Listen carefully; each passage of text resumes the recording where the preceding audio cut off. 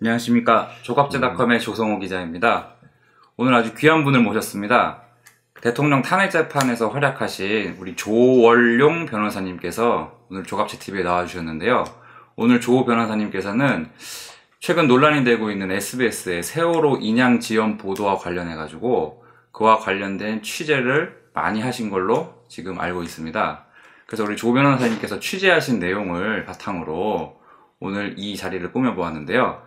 먼저 우리 조원룡 변호사님께서는 그 부산에 소재한 해양대학교 항해학과를 다니시다가 4학년 2학기 때 중퇴를 하신 이후 38의 나이로 서울대 법과대학에 입학하신 아주 입지전적인 분이시며 또한 이런 해양법이나 이런 관련된 부분에 대해서 매우 전문가이십니다. 변호사님 이렇게 이른 시간에 나와주셔서 감사합니다. 네, 감사합니다. 예. 그래서 이렇게 해양대학교를 중퇴하신 다음에 사법시험에 합격하시고 또 변호사가 되신 아주 특이한 이력을 가지고 계신데요. 그 한국해양대학교와의 인연을 좀 간략하게 설명해 주셨으면 좋겠는데요. 네. 제가 원래 1981년 한국해양대학 항해학과에 입학을 했는데, 1984년 11월경에 이제 본의 아닌 자퇴를 하게 됐습니다. 그리고 이제 육군 제대를 하고 사회생활을 하다가 우여곡절 끝에 38 나이로 이제 서울대학교 법과대학을 입학해서 그 이후에 사법시험을 합격하고 이제 변호사가 되었는데, 그때 이제 제 사법시험을 합격하고 나니까 저의 자퇴 사정을 잘 알던 이제 친구 소개로 학교에서 재입학을 시켜줄 테니까 다닐 의향이 있냐 이런 의사를 타진하더라고요. 그래서 이제 제가 재입학을 시켜주면 다닐 의사가 있다 이렇게 해서 이제 그 당시 오거돈 총장님이 계시던 시기에 제가 2007년에 재입학을 해서 2008년 2월에 그 학교를 다시 졸업하게 됐습니다. 아, 그러면 이번에 그 SBS 보도와 관련된 그 국민의당 쪽에서 이제 제기한 그 자료로 제기했던 그 오거돈 그분을 말씀을 하시는 거예요? 네네. 제가 그래서 그분이 이제 총장님 당시에 제가 2008년 2월에 그분으로부터 이제 또 졸업장을 받고 그 이후에 이제 변호사가 된 다음에 이제 보훈의 차원에서 2010년 2학기부터 4년 동안 2학기 때는 국제법, 그 다음 1학기 때는 법학개론을 겸임교수로 출강을 했습니다. 서울서 이제 부산 왔다 갔다 하면서. 그리고 이제 그 무렵 2010년 9월경에 또 해양경찰청 고문 변호사로 위촉되어서 사실 해경이 폐지된 이후 국민안전처 그러니까 해양경비안전본부로 바뀌고 나서도 저한테 자문이 오고 있습니다. 지금은 공식적인 위촉장을 받은 건 아니지만 이제 기구가 연속이 되니까. 그래서 이제 제가 또 그 이후에 해양대학을 졸업했기 때문에 해운계 종사하는 여러 동기, 지인들이 많습니다. 그런 상태입니다. 그 말씀하신 것 중에 이제 오거돈 총장에 대해서 말씀을 하셨는데 이분이 지금 이제 더불어민주당 부산시 선거대책위원장으로 활동을 하고 계시고 또 이번에 문제가 된 그 해수부 조직 개편 등등에 대해서 이제 거명이 됐던 분인데 그 어떤 특별한 인연이 또 있으신 건가요? 한번 말씀해 주시겠어요? 개인적으로 달리 아주 특별한 인연이 있다고 보기는 어렵지만 현재 국제해사기구의 이제 사무총장인 임모 선배님께서 해양대 선배님이죠. 그분이 이제 영국의 국제해사기구 주재원으로 계시면서 제가 사법시험을 합격하니까 제 사연을 듣고 이런 친구는 이제 우리 해양대학에서 동문으로 맞이해야 된다고 그 오거돈 총장님께 소개를 해서 거기에서 이제 재입학할 의사가 있나 타진이 왔더라고요. 그래 저로서야 뭐 좀 고맙죠. 그래서 이제 총장님을 친구하고 같이 총장실에 가서 한번 뵀어요. 차를 한잔하고 하는데 그때 기억으로는 이분이 이제 매우 다변적이시고 아주 적극적이시면서 이 말을 굉장히 빨리 하시려고 하다 보니까 말을 좀 더듬는 그게 인상 깊었습니다. 그 이후에 이제 뭐 졸업식 때 또 졸업장을 받고 그다음에 이제 총장 퇴임 후에도 네. 저희들이 이제 부산에 총동창회를 하지만 네. 송년회를 해요. 예. 서울에. 예. 그러면 서울에 오실 때 또 같이 송년회 때 참석해서 예. 뭐 인사드리고 악수 한번 하고 그런 관계입니다. 그럼 변호사님께서는 다른 어떤 법조계 계신 분들하고 달리 이 세월호 사건에 관해서 비교적 아주 상세히 알고 계시는 제 전문가라고 들어서 알고 있는데, 지난 5월 2일 날 그 SBS가 익명의 해수부 관계자의 그 발언을 인용을 해가지고, 솔직히 말해, 그 정확한 워딩을 제가 이제 낭독을 해드리겠습니다. 솔직히 말해, 여기서 말하는 이거라는 거는 이게 해수부 관계자의 말인데, 이게 세월호 인양을 의미를 하는 겁니다. 솔직히 말해, 이거는 문재인 후보에게 갖다 바치는 것이라는 취지의 말을 하면서, 정권이 창출되기 전에 문 후보에게 갖다 바치면서 문 후보가 약속한 해수부 2차관을 만들어주고 해경도 해수부에 집어넣고 이런 게 있다라는 취지의 발언을 인용을 해서 보도를 했는데, 이에 관해서 변호사님에 대한 생각은 어떠하신가요? 네.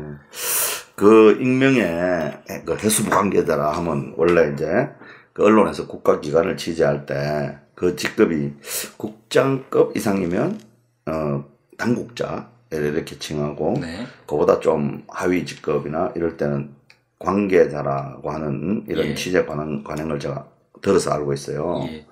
그래서 이 SBS 취재 기자로서는 정당한 취재원으로부터 적법하게 팩트를 취재한 겁니다. 제 생각에는. 예. 네. 그래서 이제 알고 지내던 기자와 인터뷰를 한 3년차 7급 이 공무원은 김영석 해양수산부 장관이 애서 강변하는 것처럼 인터넷 뉴스에 떠도는 이야기를 전달한 것이 아닙니다.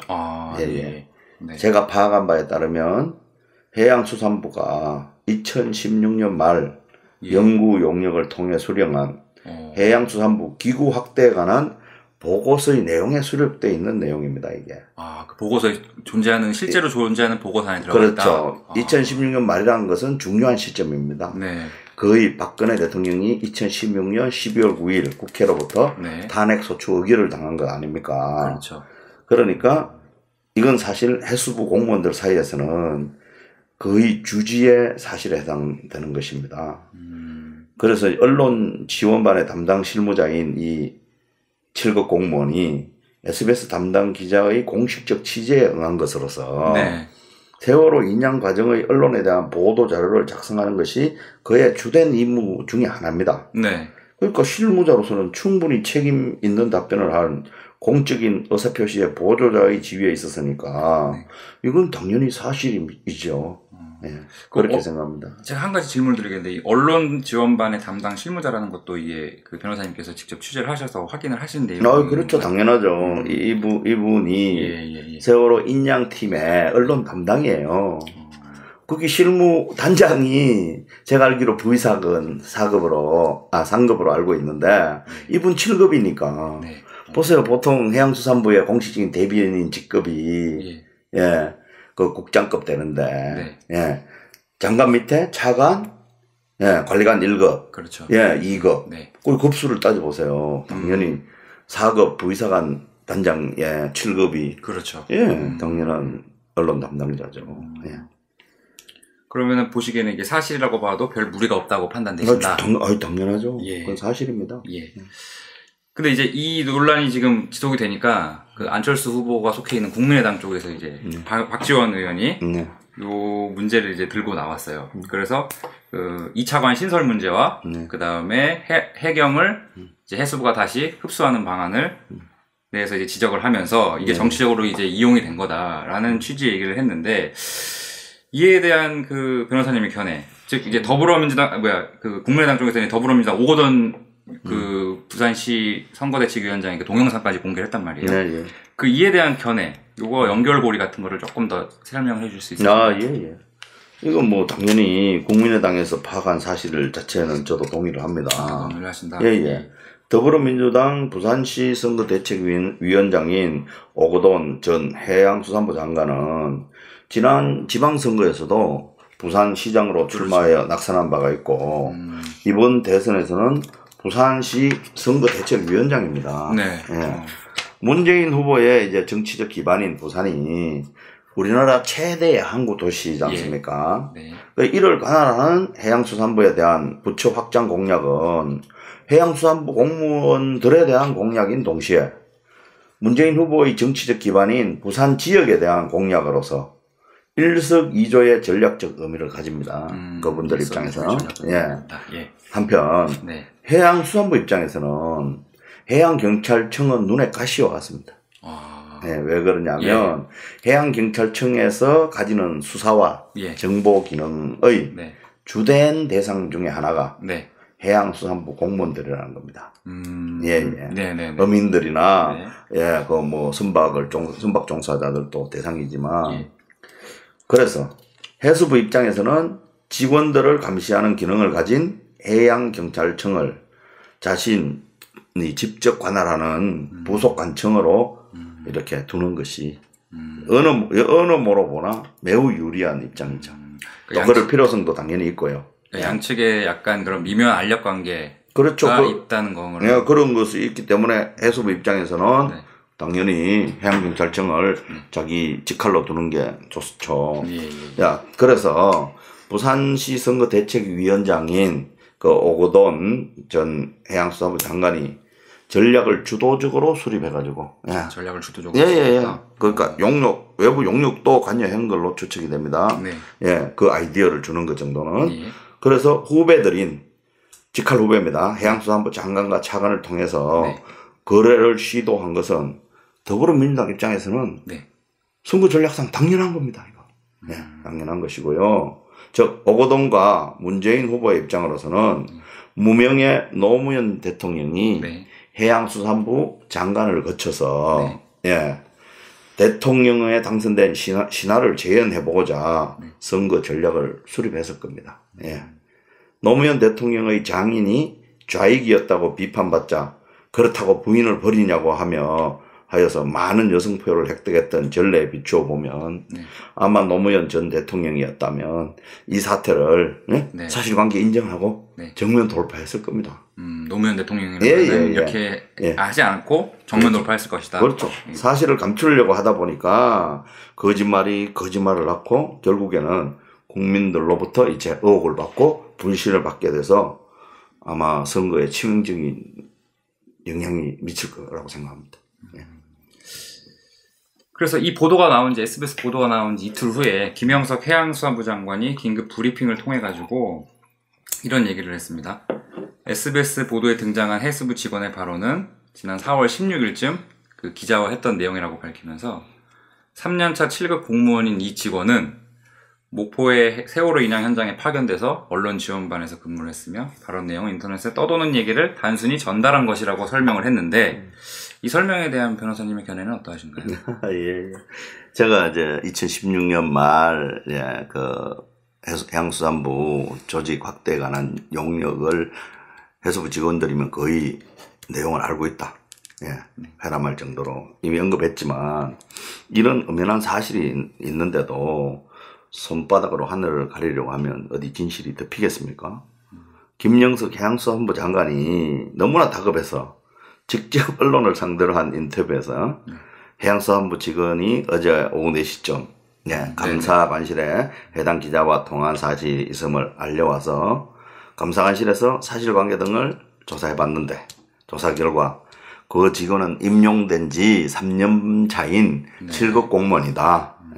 그리고 지난 4월 16일부터 일주일간 목포 인양 현장에서 세월호 수습본부 언론 지원반에서 근무했다. 이렇게 발표하면서 근무 기간 중에 4월 16일쯤 해당 기자와 통화하는 과정에서 단순히 인터넷 뉴스 등에 떠도는 이야기를 전달했고 이 전달한 통화의 내용을 본인의 동의 없이 녹취하여 편집한 것으로 추정된다 라고 말을 짜맞춘 것 같아요. 근데 그러면서 또 판단컨대 그 직원은 세월호 인양 과정이나 정부 조직 개편 등에 대하여 책임 있는 답변을 해줄 수 있는 위치는 전혀 아닌 것으로 보고 있습니다 라고 구구절절히 아주 장관이 필요 이상으로 상세하게 해명하고 있지만 아까도 얘기했지만 이미 2016년 말 해양수산부 조직 개편에 관한 외부 용역 결과를 이분 외에도 해양수산부 7급 이상 웬만한 공무원들은 거의 뭐 공지의 사실로 다 알고 있는 터에 장관께서 예? 네. 이렇게 그 강변을 하는 것 자체가 어색하고요. 예. 이 7급 공무원은 언론 지원반의 담당 실무자로서 네. 취재에 당연히 직무상 응한 것으로 세월호 언론 그 인양 과정의 언론에 대한 보도 자료를 작성하는 것이 이분의 주된 업무 중에 하나입니다. 네. 따라서 실무자로서 충분히 책임 있는 답변을 할 공적인 의사표시의 보조자의 지위에 있으니까 SBS의 취재기자로서는 정당한 취재원으로부터 적법하게 아주 취재한 것입니다. 네, 그렇게 생각이 돼요. 그러니까 아까 변호사님께서 말씀하셨던 이 7급 공무원이 그 언론 지원반 담당이었고 그렇죠. 어떤 그 취재 내용과 네. 김영석 장관이 브리핑에서 밝힌 내용에서 이 사람이 7급 공무원이 언론 지원반 반장이라고 하는 그 내용은 일치를 하는 부분인 거네 결국에는요. 반장은 아니지만 반장은 아니지만 담당 직원이었다는 거예요. 그렇죠. 담당 직원이죠. 예, 알겠습니다. 근데 또 한편으로는 이런 생각도 듭니다. 변호사님께서 이렇게 말씀을 하시는 게 시청자들이 봤을 때는 너무 과도한 비약이 아니냐라는 의문이 들 수가 있거든요. 이에 대해서 조금 더 구체적으로 설명을 해주실 만한 어떤 또 다른 근거가 있으신지 설명해 주실 수 있으세요? 예. 우선 첫 번째 이제 사실을 확정시키기 위해서는 세 단계의 이제 간접적인 그 근거를 쭉 쫓아가 봐야 돼요. 첫째. 오거돈 더불어민주당 부산시 선거대책본부장과 김영석 해양수산부 장관의 관계를 먼저 살펴보면 두 사람은 직접 정치적 거래를 둘이서 할 만큼 친분이 있는 관계라는 겁니다. 뭐 오다 가다 처음 아는 게 아니고, 김영석 해양수산부 장관은 오거돈 더불어민주당 부산시 선거대책본부장이 노무현 정부에서 제13대 해양수산부 장관에 취임한 2005년 1월 여기 이때 과장에서 모든 직업 공무원들이 간절히 바라는 국장으로 승진합니다. 국장으로.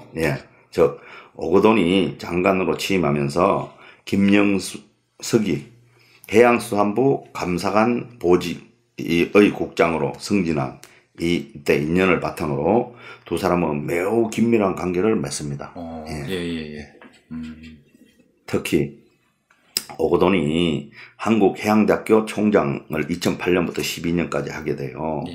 그 재임하는 기간 동안에 김영석은 2009년부터 부산해양항만청 청장으로 근무하면서 한국해양대학교에서 석박사 과정을 다니면서 오거돈과의 관계를 돈독히 유지해온 사이입니다.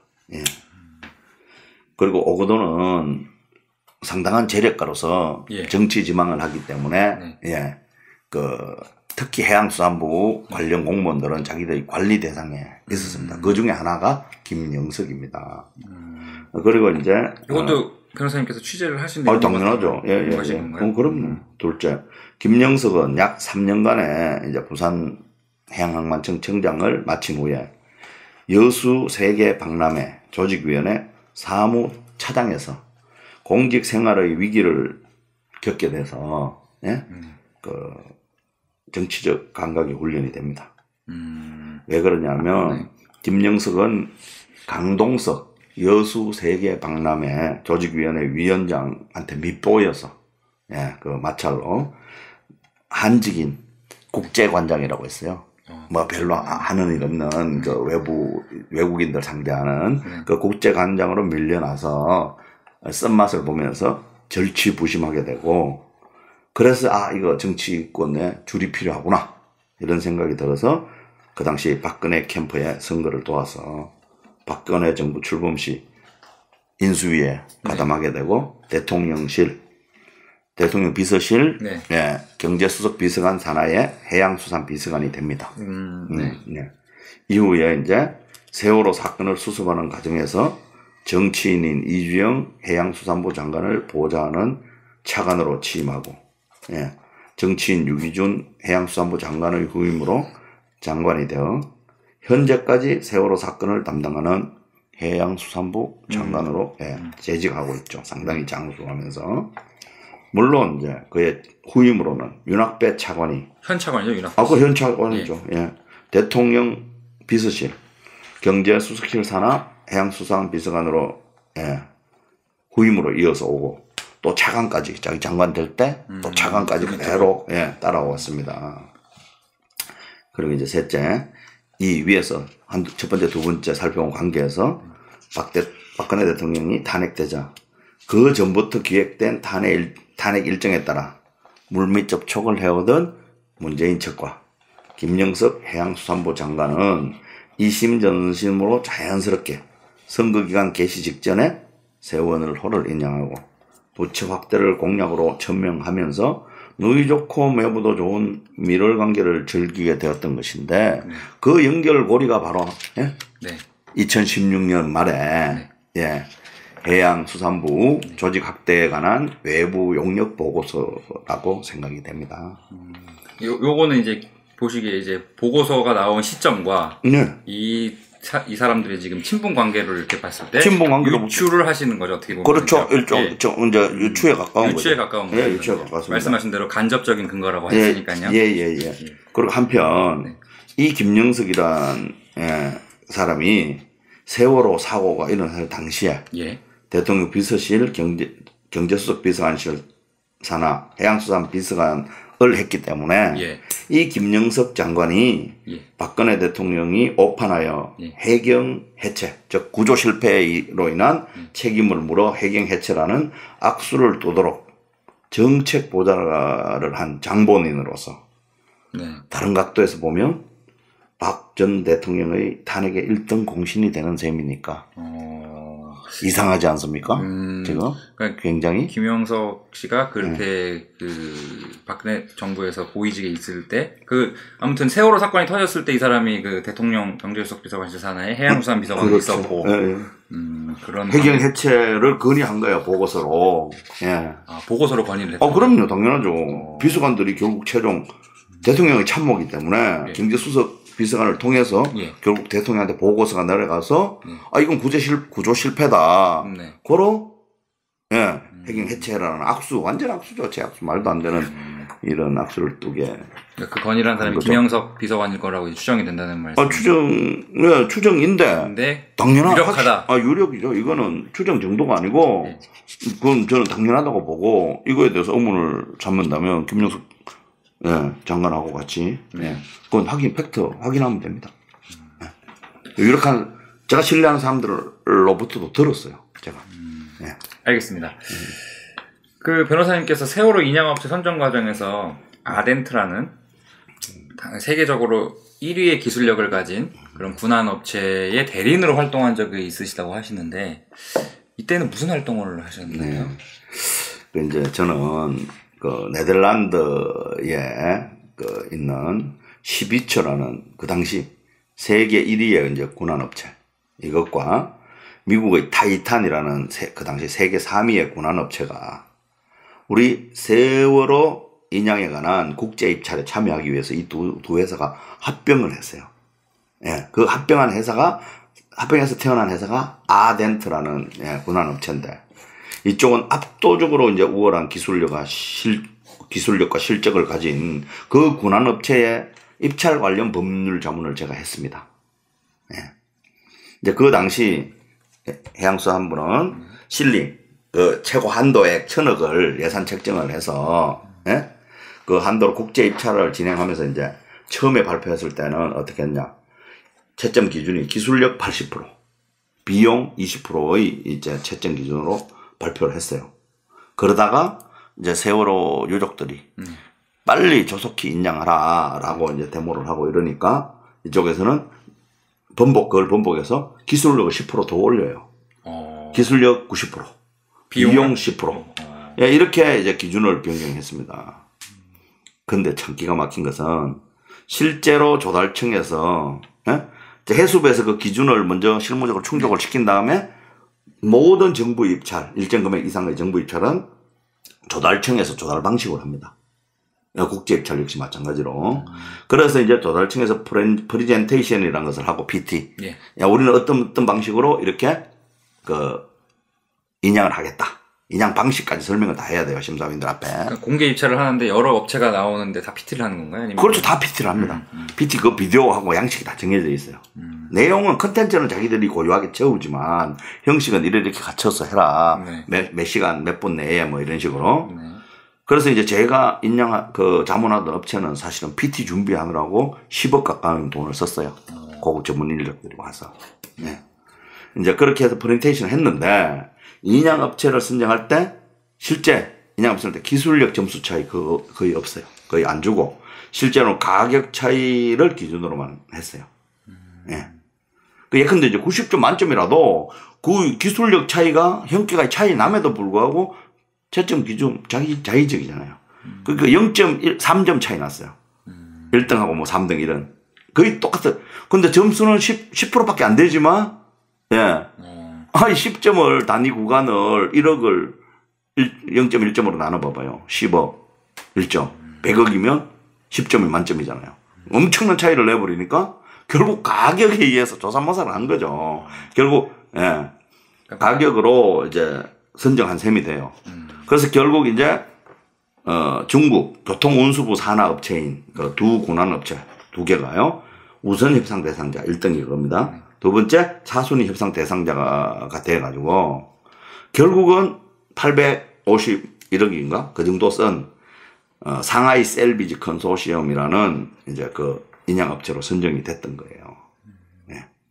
결국 이제 유족들에게 빠르고 확실한 그 인양을 위하여 기술력을 기준으로 인양 업체를 선정할 것처럼 하다가 예? 결국에는 거의 비용만으로 군안 업체를 선정하여 조삼모사를 했던 겁니다. 근데 제가 의혹이 드는 것은 단지 비용이라는 것도 국민의 눈속임을 하기 위한 기준이 아니었을까라는 의혹이 들어요. 네. 이 당시 이제 인양업체를 선정할 당시에 이제 해양수산부 장관이 바로 김영석이에요. 네. 오거돈 더불어민주당 부산시 선거대책위원장이 그 친분 관계상 인양에 관한 정보를 아마 손쉽게 입수하여 언제 그 인양 계획이라든지 그 사정을 훤히 알 수 있었다고 보는 것이 아마 합리적인 판단일 겁니다. 네. 알겠습니다. 네. 또 변호사님께서 말씀하신 것 중에서 문재인 후보에 대해서도 좀 몇 가지 지적을 하고 싶은 게 있다고 하셨는데, 네. 얼마 전에 세월호 팽목항 방문해가지고 쓴 방명록에 대해서 또 말씀하시겠다고 하는데, 한번 지적을 좀 해주시겠어요? 이거에 대해서도 논란이 많았는데요. 이 내용에 대해서도. 예. 이제 문재인 후보가 박근혜 전 대통령이 헌법재판소에서 파면 결정이 선고된 그날, 예? 늦게 이제 팽목항에 직접 방문해가 방명록에 아이들아, 고맙고 미안하다, 고맙다, 미안하다. 네. 이런 취지의 이제 그걸 쓴 게 언론에 보도된 바가 있어요. 우선 제가 박근혜 이제 전 대통령의 탄핵 심판 대리인의 한 사람이었으므로 그 파면 결정문이 얼마나 엉터리인지는 사실 제가 너무나 잘 알고 있어요. 누구보다. 그렇죠. 일반인보다는. 예. 그래서 저는 이미 정치인 이제 문재인이 세월호 유족들이 강화문에서 처음에 막 세월호 사건이 터졌을 때요. 천막 치고 막 농성할 때 참 동조 단식을 자기가 일주일인가 했어요. 예. 그 하는 모습을 보고 야 이건 뭐냐. 장차 대한민국 대통령이 되겠다고 표방하는 지도자가 이거 너무 자질 부족이다. 네. 이게 그런 느낌이 강하게 들었어요. 네. 왜 그러냐. 네. 단순한 해상교통사고에 불과한 이 사건을 네. 조국 등의 정치 교수를 등장시켜가지고 선동을 하고, 네. 네? 굉장히 큰 사건인 양 대통령이 직접 책임지라, 정치적 책임, 법적 책임을 얘기하면서. 예. 근데 이거 도저히 법적 책임을 제가 생각할 때는 물을 수 없고, 실제 탄핵에서도 양념으로만 쓰였지, 헌법재판관조차도 너무나 어이가 없어갖고 이 사유는 빼버렸어요. 그렇죠. 예. 그랬던 내용을 세월호 7시간이 어떻고 이런 행적을 대라고 우기면서 국민들 사이에 이간질을 했습니다. 예. 그 결과 이제 언론과 검찰, 국회 등 탄핵 세력 이것이 이제 소위 최순실 사태, 정유라를 등장시키죠. 굉장히 정유라 부정입학, 네. 예, 전 국민이 흥분하게 만들고 이분들은 이 학생들이나 어린 사람들 정서를 활용하는 게 네. 주특기인 것 같아요. 네. 그래서 이제 깜짝 놀랐죠. 헌법재판소가 네. 맨날 촛불 들고 강원에 모이고 이렇게 되니까 네. 그러니까 문재인 후보가 직접 팽목항을 또 방문해가지고 예? 네. 아이들아 고맙고 미안하다. 네. 이거 저는 도저히 용납하기 어렵습니다. 네. 탄핵 결정에 세월의 사고 그거 자체가 해서 희생된 아이들의 죽음을 정치적으로 이용했음을 지 스스로 자인하고 고백한 거예요, 이게. 네. 제가 느끼기에는. 예.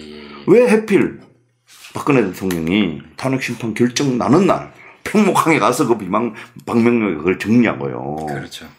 도둑놈들이 네. 무의식 중에 자기 그 죄를 발구하는 경우가 있어요. 예, 저는 그렇다고 봅니다. 예, 그리고 잠깐 한마디 더 붙이면요. 문재인 후보가 법률가예요. 법률가의 생명은 상위 가치, 예, 고기, 하위 가치, 사익, 뭐 이런 거나 헌법적 가치, 법률적 가치, 예, 명령 가치, 이런 거 구분하는 게 직업이에요. 그런 분이 정치하신 지 얼마 됐다고 이 가치를 전도시키는 걸 보면 도저히 이분의 자질은 대통령 제목이 아니라고 저는 판단합니다. 예, 변호사님의 개인 판단이신 걸로 예, 제가 예. 이해를 하겠습니다. 그렇죠. 지금 조국 교수 얘기를 했는데 이분도 상당히 논란의 여지가 많으신 분이에요. 그래서 이번에 또 SBS 보도 관련해가지고 이렇게 트위터 통해서 또 활동을 하시더라고요. 그래서 이렇게 얘기를 하는데 뭐 보도한 기자는 뒤로 빠지고 뭐 사과도 하지 않는다.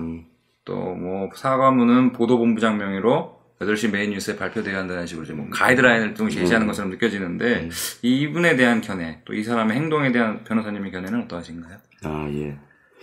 이미 조국 교수는 그 세월호 침몰 사고 52일째인 그 2014년 6월 6일 오후 서울 이제 강화문에 있는 파이낸스 빌딩 앞에 작은 농성장이 마련돼서 이제 민주화를 위한 전국 교수 협의회를 비롯한 교수 단체와 전국 대학 교수들이 지난 그날 2014년 5월 30일부터 세월호 참사의 철저한 진상규명과 박근혜 대통령의 정치적 책임을 촉구하면서 이제 시국 농성에 돌입한 지 6일째인 6월 6일, 예? 현충일 날, 이날에는 또 뭐 프랑스 혁명을 전공한 최갑수라는 서울대 서양사학과 교수와 같이 참석해서 세월호 참사 책임을 놓고 토크 콘서트라는 이제 이벤트를 벌여요. 네. 거의 이제 김재동이가 주로 많이 하는 예. 그런 방식이지 않습니까? 예. 그렇게 해서 이제 그때가 마침 지방선거가 끝난 직후라서 네. 선거 결과에 나타난 세월호 민심에 대한 뭐 평가를 한다 이런 핑계로 서울대학교 법학전문대학원 교수로서의 그 명성을 이용해서 자신이 전공과 전혀 관련 없는 제반 사회 분야에 대한 식견도 뭐 그렇게 높지 않으면서 아주 지식인으로서는 무책임한 선동을 일삼는 전형적인 정치 교수라고 판단합니다. 네. 예, 예. 문재인 진영에서 얼마나 다급했으면, 예? 거의 최고의 사실은 평론가, 예? 농객인데 이 조국 교수가 뭐 저 같은 사람한테 비판받을 걸 뻔히 알면서도 그렇죠. 예? 언론중재법에 따른 언론중재위원회의 제소나 뭐 반론 보도 청구 등 이런 법적 절차에 따르면 될 것을 이것도 전혀 무시한 채 신속하게 언론의 재갈을 물리기 위해서 사과문은 보도본부장 명의로 8시 메인 뉴스에 발표되어야 된다는 이런 가이드라인 제시하면서 심지어 뭐 끝까지 추적하겠다 그냥 넘어가서 안 된다는 협박성 발언까지 하는 것은 도저히 저로서는 이해하기 어려운 행동으로 이제 뿐만 아니라 이 보도본부장 명의로 한 것까지 아니라 사장까지 나와서 있었죠. 그래서 SBS가 그런 식으로. 예. 그래서 특히 우리나라 최고의 지성인이 이제 모여 있다는 법학 전문 대학원 중에서도 뭐 가장 질이 높다고 인정받는 서울대학교 법학전문대학원의 교수라는 지위를 이용해서 자신의 전공에 대해서는 예? 학생들의 인정을 사실 제대로 받지도 못하면서 예?